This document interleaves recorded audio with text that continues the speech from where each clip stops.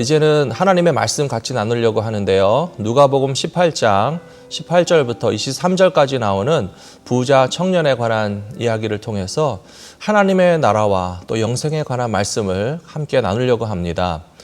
누가복음 18장에서 부자 청년 이야기라고 했지만 본문의 말씀을 보시면 청년이라는 말은 나오지 않습니다. 그런데 예수님과의 대화의 내용을 통해서 바로 그 부자 청년에 관한 이야기구나 하는 것을 누구나 다 짐작하실 수가 있으실 겁니다. 오늘 누가복음 18장 본문의 말씀에서는 이 사람을 관원이라고 했습니다. 관직에서 일하는 사람이라는 뜻이죠. 그리고 나중에 보시면 이 사람은 큰 부자다라고 하는 표현도 나와 있습니다. 이 사람은 관직에서 일하고 또 재물이 많은 부자이면서도 참 다행이게도 영생에 관하여 고민하는 그런 진지하고 영적인 질문을 가진 사람이었습니다. 그리고 다른 복음서의 본문에 의하면 이 사람은 청년이라고 했기 때문에 아직 나이가 젊은데도 이렇게 하나님을 경외하면서 영생 얻기를 소원하는 진지한 고민을 가지고 있었다는 것이 참 귀하게 여겨집니다.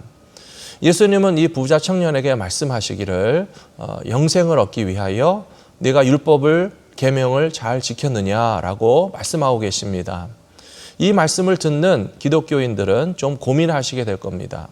왜 예수님께서는 이스라엘 사람이요 어려서부터 율법과 계명을 잘 지켰다고 이야기하는 이 부자 청년에게 율법과 계명을 잘 지키라라고 하는 그런 말씀을 하셨을까 고민하시게 될 텐데요. 우리가 알고 있는 신학의 지식과 또 성경 전체에 나오는 여러 가지 진리의 말씀을 통해서 미루어 짐작해 볼 수 있는 것이 사도 바울이 로마서나 갈라디아에서 말씀한 것과 예수님께서 이 청년에게 율법과 계명을 잘 지켰느냐라고 물으신 것에는 일맥상통하는 진리가 있다고 저는 봅니다.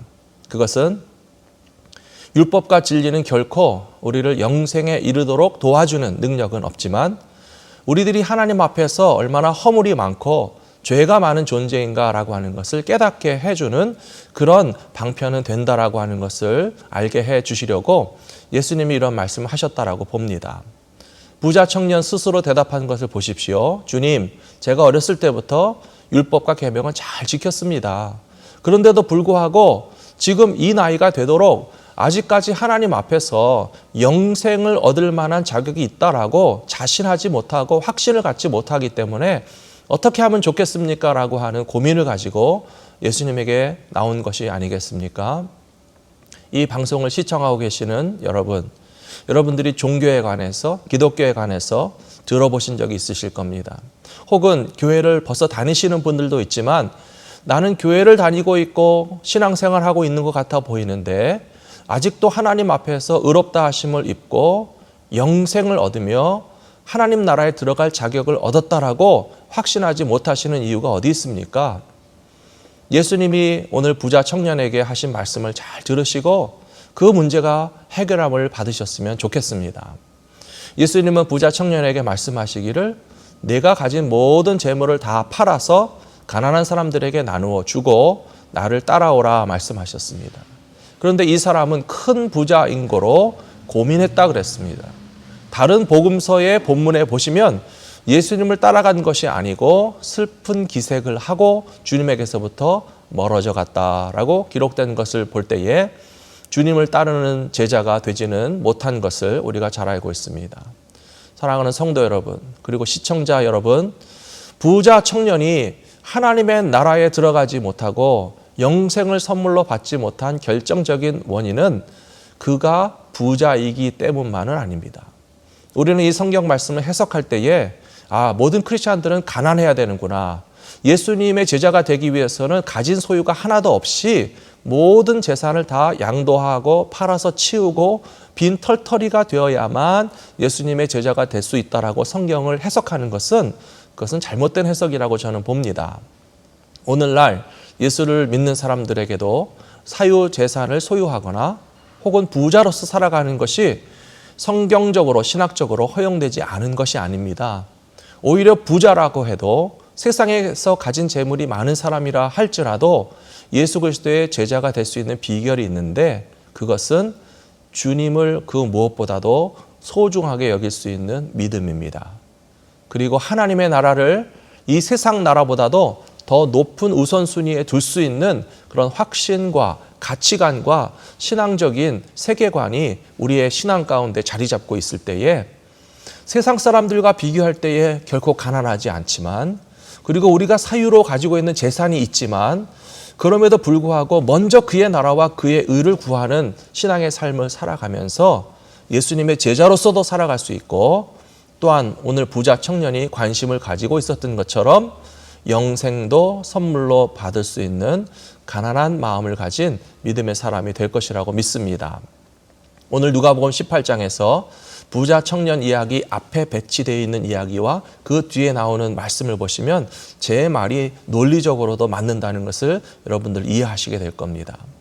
부자 청년 이야기 앞에 나오는 말씀은요, 한 어린아이를 데려다 놓고 누구든지 하나님의 나라를 이 어린아이와 같이 받아들이지 아니하면 하나님의 나라에 들어갈 수 없느니라 하는 말씀 예수님 말씀하셨어요. 여러분들 어린아이와 같은 믿음을 가져야만 천국에 들어간다는 주님의 말씀을 잘 기억하시죠? 어린아이들은 단순합니다. 2개의 장난감이 있으면 먼저 가지고 놀던 장난감은 미련 없이 버립니다. 돌아보지 않습니다.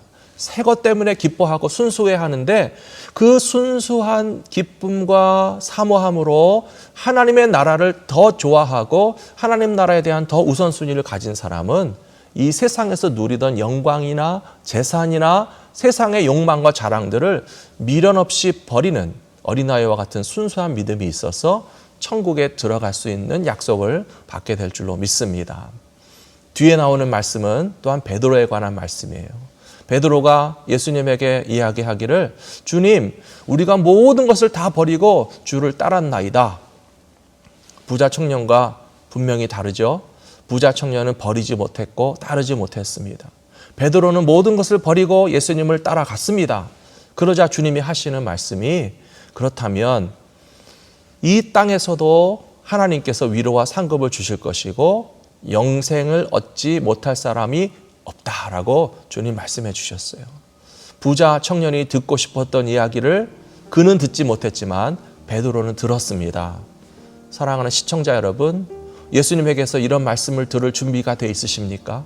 주님, 내가 모든 것을 다 버리고 주님을 따랐나이다 라고 대답할 수 있을 때에 주님께서 우리들에게 하나님의 나라에 넉넉히 들어감을 얻을 것이요 영생을 선물로 받지 못할 자가 없느니라 하는 인정을 받으실 수 있도록 주님을 더 사랑하시고 무엇보다도 더 하나님의 나라를 사모하며 살아가시는 모든 시청자들이 다 되시기를 주님의 이름으로 축복합니다.